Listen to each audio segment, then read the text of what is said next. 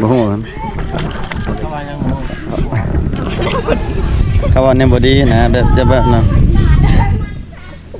เขาว่าหยอกกันในเพ้อๆแล้วมันยังไงเจ้าอาบน้ำอยู่เทิงพี่น้องหลายเล็กน้อยบ่ใส่เครื่องนะพี่น้องก็บ่กล้าอยากถ่ายเต็มที่พี่น้องเว้ยยันติดเรื่องติดหยังตกน้องคือสิใกล้สิแล้วละน้องพี่น้องคนลายเลยพี่น้อง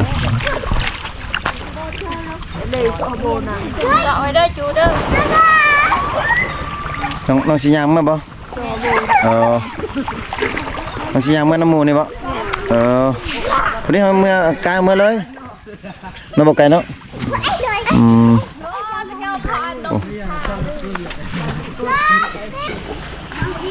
มันเป็นมากติหลอด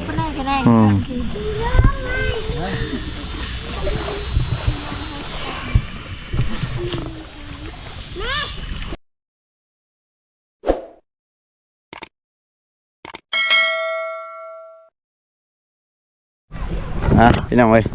ทักทายสบายดี FC ยามแรงๆเนาะพี่น้องเนาะหลังจากที่ว่า EP ก่อนพี่น้องเว้ยที่ว่าน้องสาวนูนเพิ่นนึ่งข้าวเป่าไฟเนาะน้องเพิ่นพามาอาบน้ำยามแรงๆพี่น้องเว้ยอยู่ในหมู่บ้านของน้องเนาะพี่น้องเนาะกะใกล้เติบพี่น้องเว้ยมาอาบน้ำก็โอ้บ่มีน้ำเนาะลำบากกะขี่รถจักรมานำกับทีมงานนี่แหละน้องเพิ่นลงไปก่อนเลยอยู่บ่อยพี่น้องเว้ยเนาะเดี๋ยวสิพา FC ย่างลงไปเบิ่งน้องเพิ่นอาบน้ำเป็นวิธีชีวิตของน้องๆแท้นะพี่น้องเอ้ยบ่แท้ลงไปก่อนนะสิบุกไปก่อนไปเจ้าบ่แท้เพิ่นย่างโอ้คนลายเด้อพี่น้องเอ้ยโอ้เด็กน้อยลายเนาะพี่น้องอันนี้เป็นวิธีชีวิตของน้องอยู่ในเขตชนบทนะพี่น้องเนาะน้ำนี่น้ำบ่ได้ไหลได้น้ำนี่พี่น้องเอ้ยน้ำคั่งเด้อพี่น้องเนาะน้ำนี่ลักษณะเป็นน้ำเปื้อนเนาะ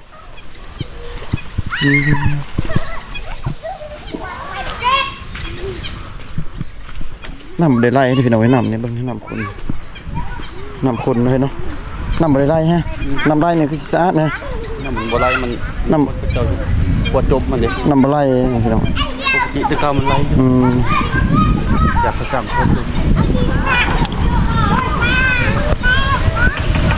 โอ้จะอาบน้ำไลพี่น้องเด็กน้อยจะตอนนี้คือสาวก็น้องสาวนุ่นเป็นอาบน้ำกำลังเปลี่ยนเครื่องพี่น้องน้องสาวนุ่นกำลังอาบน้ำพี่น้องเพราะว่าทางเทิงมันเด็กน้อยเขาเจ้าอาบนะพี่น้องก็สีบริทายให้พ่อแม่พี่น้องได้เบิ่งนำเพราะว่าเขาเจ้าบริใส่เครื่องนะพี่น้องเนาะหมดแล้วครับบุกกาถ่ายนะก็ได้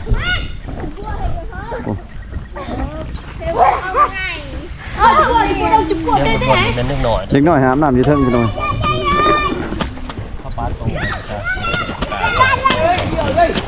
น้ำมันบ่ไหลนะน้องเนาะ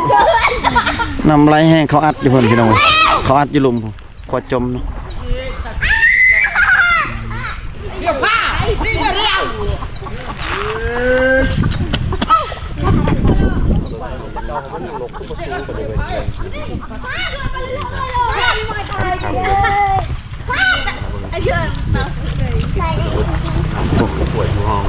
เราเคยว่าทราบไปเอาตีนเหยียบนะลูก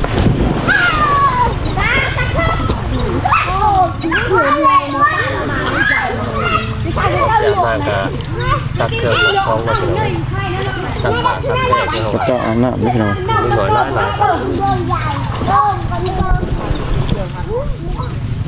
จะอาบน้ำอยู่เทิงพี่น้องเช้าเขาจะมาอยู่เทิงหมดเลยพี่น้องลายโอ้น้ำเป็นน้ำโบราณเฮ้ยน้ำอะไรเพื่อนกลับไปกลับมาแต่ว่าไส้อาบนี่ก็อยากคุ้นๆอยู่เนาะแม่มันสมุดไว้กาตายก็คือลงไปอาบจะบ่ทันมาลงไปมึงดูน้องๆเลยแต่ว่าอาบน้ำพี่น้องผมเคยลงเสือให้น้องลงตึกก่อนเสียงแซ่ๆเด็กน้อยเขาเจ้าอาบน้ำพี่น้องอยู่เชิง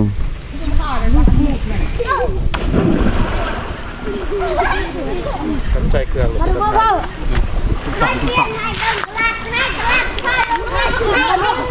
น้ำบ่ไหลนะพี่น้องเนาะเจ้าอาบน้ำอยู่เทิงพี่น้องบ่กล้าอ้อยเครื่องไปกล้องไปพี่น้องเว้ยกำลังอ้อยขึ้นไปที่เทิงพุ่นโอ้เจอแน่นอนติดแน่นอนพี่น้องเว้ยนี่เป็นป่าเป็นยังไงพี่น้องเว้ยยามแรงๆบรรยากาศเป็นน้ำบ่ไหลโอ้เป็นน้ำใหญ่อยู่แต่มันบ่ไหลเนาะเขาเจ้าคักไว้ที่น้ำเฮ็ดครัวจมมันตันครัวจมอยู่หั่น เฮ็ดครัวเต็มทีว่าสิซะเฮ็ดครัวอยู่หลุมเนาะปกติมันแห้งได้นี่เด้ผ่านมากกันบ่มีครัวพอมีครัวหลักอยู่แม่นเจ้าอาบน้ำเชิงพุ่นน้องนู่นขึ้นไปอาบที่เทิงพุ่นขึ้นไปทูแขวไปยังนี่แหละทูแขวตัวยังเล็กน้อยลิ้นอยู่นี่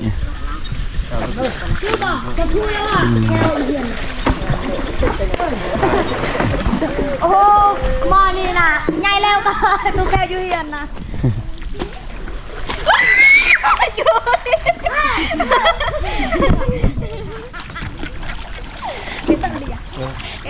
เอาน้ำได้ลายไปเลย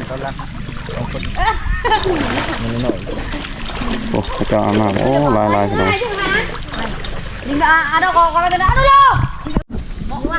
เจ้าอาบน้ำอยู่เทิงพี่น้องลายเล็กน้อยบ่ใส่เครื่องนะพี่น้องก็บ่กล้าอยากถ่ายเต็มที่พี่น้องเว้ยยัน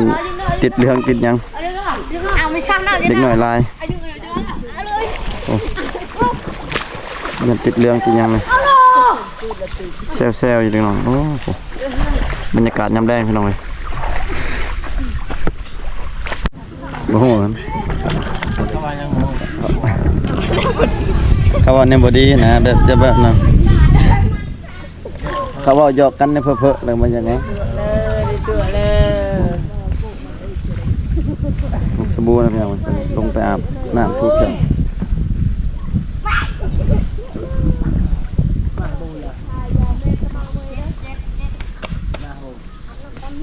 อาบน้ำแดงเจ้าอาบน้ำ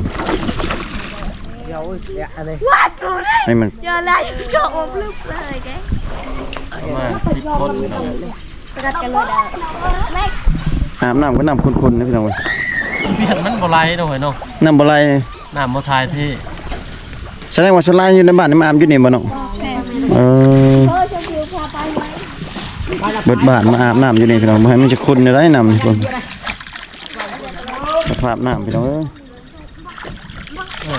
แบบมีน้ำมาด้านจอในกลางบ้านใหญ่ๆสิโอเคอยู่อาบหลายมีน้ำเจาะน้ำยังครับ อันนี้เพื่อสิมาอาบน้ำกันย่างบ่ยากเลย อาบน้ำไกลๆตักน้ำกินไกล นี่แต่แนวลำบากในชนบทนั่นนี่แต่ในเขากระเจ้ากระสู่เคยมาแต่หน่อยเลยเนาะ ๆแม่น พ่อแม่เคยผ้าสร้างแบบนั้นเฮ็ดแบบนั้นดำรงชีวิตแบบคือเก่าสิผ่านไป40 ปีต่อหน้ากันยังคือเก่าไปเนาะ คือเก่าแบบนี้ตลอดเขาเบิ่งนี่ ใช่ชีวิตเปลี่ยนไปเปลี่ยนมา เฮ็ดหัวเฮ็ดสวนก็เวียนไปเวียนมาคือเก่า แต่ว่าแต่งงานหรือว่าผัวไปกับแบบเก่านี่ได้เฮ็ดแบบคืออยู่เพื่อนนี่ต่างทะเบียกนักขึ้นซื่อ แม่น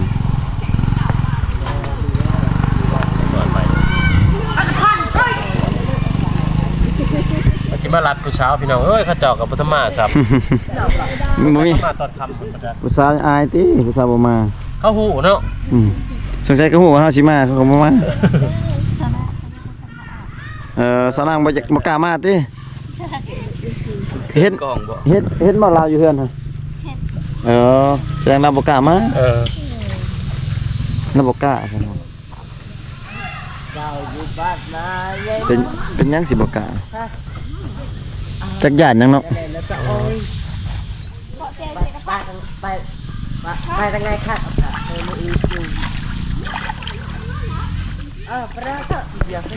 แบบตั้งเล่นพี่น้อง ลงอาบน้ำเลยเนาะ มาตามธรรมชาติ chưa biết đây tôi บ่เลิกบ่น้องเอาเลิกคือกันเนาะ เติบเนาะ ก็โอ้เลิกนี่พี่น้อง luôn thèm เป็นเลิกกันพี่น้องน้ำเป็นน้ำเลิกเด้อพี่น้อง เป็นน้ำซ้ายหวยเด้อพี่น้องเอ้ย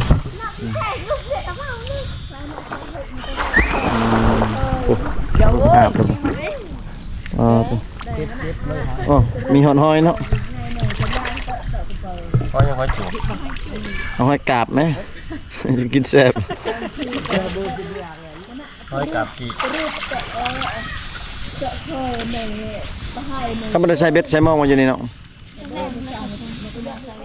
โอ้แบบลักษณะเบิดโคตรอาบน้ำพุ่นเนาะ เขาใช้อยู่เทิงบ่เนาะเป็นน้องเพิ่นเนาะเขาใช้หม้องอยู่เทิงเพิ่นเอาไว้แต่ว่าปลาน่ะคือสิปลากินน้ำแพบน้ำสบู่น้ำนี่แหละพี่น้อยปลามันลงมากินน้ำอย่างนี้แหละกินหัวอาหารเท่านี้แหละชวนลายมันมาเนาะพี่น้อง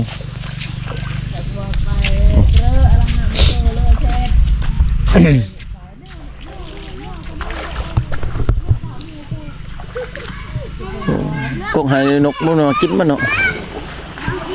มันเป็นมากติ หลอด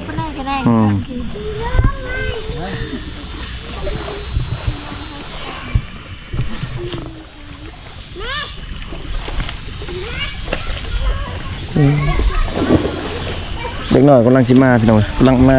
ลายๆกำลังมาอีก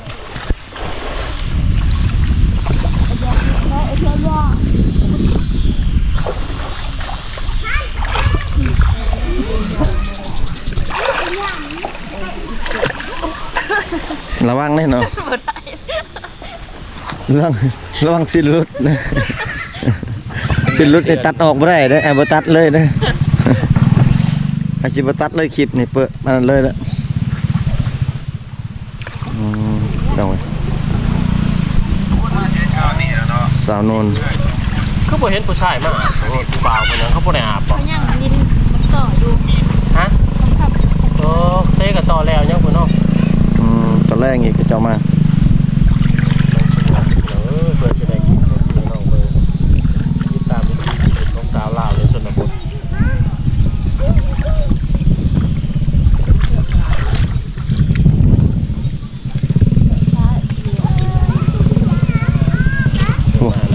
มาอาบน้ำมัน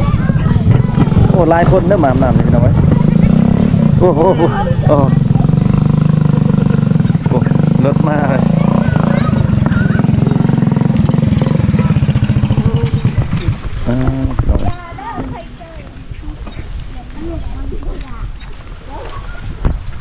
เจ้าอาบน้ำอยู่เทิงพี่น้อง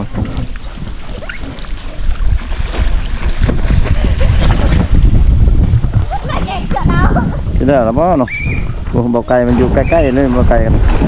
แต่บ่ยันพ่อแม่พี่น้องบ่ได้เห็นพี่น้องเอ้ยบ่ไกลอยู่ใกล้ๆไกลน้อง ใกล้เติบไปแต่ว่าเปลี่ยนมุมซื่อ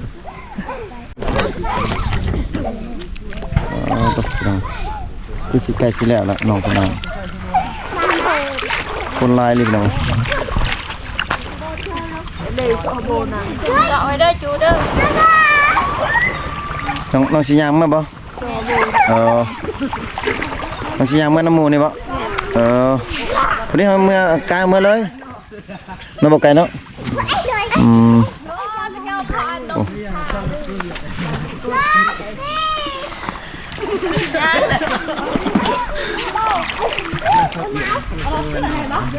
เราบ่เคยเห็นกันจังบ่พวกนี้ก็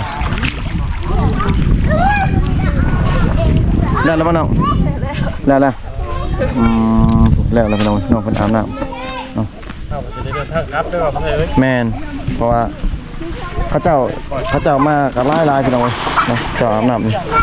เป็นวิถีชีวิตของเขาเจ้าเนาะน้ำที่ว่าอาบนี่ถือว่าโอ้คุณหลายพี่น้องเอ้ยเพราะว่าน้ำใส่อยู่ในหมู่บ้านนี่ถือว่าบ่มีเนาะน้ำใส่น้ำอาบถือว่าน้ำกินนี่ถือว่าไปตักไกลแห้งพี่น้องเอ้ยไปตักอยู่ป่าพุ่นล่ะพี่น้องเอ้ยเนาะก็ตามติดชีวิตของน้องสาวน้องสาวนู่นเนาะพี่น้องเนาะน้องเพิ่นก็อาบน้ำเรียบร้อยแล้วพี่น้องพวกเพิ่นน้องเพิ่นก็เปลี่ยนเครื่องอยู่พี่น้องเดี๋ยวทางทีมงานเฮาก็สิได้ขออนุญาตกลับเนาะพี่น้องเนาะแล้วก็มาเจอกันอีพีหน้าเนาะพี่น้องเนาะโอ้เจ้ากำลังกลับพี่น้องอาบน้ำเอาหน่อยน้องสาวนู่นเพิ่นกำลังเปลี่ยนเครื่องเป็นคลองเพิ่นเนาะน้องสาวนุ่นเอาถามน้องสาวนุ่นอันติกันติสินั่นบ่สิกลับปากของเราบ่ น้องว่าสิย่างบ่น้องว่าสิขี่รถเนี่ย นั่นแหละจะว่าจันน้องเพิ่นว่าสิเมื่อนํเฮาเห็นได้สักข้างนอกเพิ่นสิย่างเมื่อกะ นั่นแหละว่ามา ถ้าน้องเพิ่นก่อนถ้าเบิ่งเล่านี่ก่อนเราออกไปก่อนเฮาสิเมื่อโลดกะ บ่คืน คือปลาคือถิ่นเนาะ มาฮอดแล้วก็สิเมื่อ ก็ค่อยกับสิเมื่อคือ เจ้าอยู่นี่เจ้าน่ะ เขาอยู่บ่ได้เฮือนเขาอยู่พุ่นอีกอย่างรถค่อยคาเฟ่อยู่ตามทาง แม่นได้ยังรถอยู่เนาะพี่น้องยังสิค้ากลับไปเบิ่งรถ เอาไว้มื้อหน้า บ่ฮู้ว่าสิแปลงได้หรือบ่ได้คันบ่ได้ก็คือสิปลาถิ่ม ปะเลยขายเล็กเศษเลย ขายเป็นเล็กเศษซะ สาวโนนพี่น้องเอ้ยคลิปนี้กับบ่าวไทยก็จะได้ขออนุญาตปิดคลิปไว้เพียงเท่านี้ก่อนพี่น้องเอ้ยขอบอกขอบใจ FC ที่เข้ามาติดตามมาชมคลิปแต่ต้นจนจบพี่น้องเอ้ยเนาะเจอกันที่หน้าพี่น้องเอ้ยทางทีมงานจะเดินทางกลับล่ะพี่น้องเอ้ยเดินทางอยู่ดีมีแฮงเบิดสุขทุกคนพี่น้องเอ้ยเนาะบ๊ายบายพี่น้อง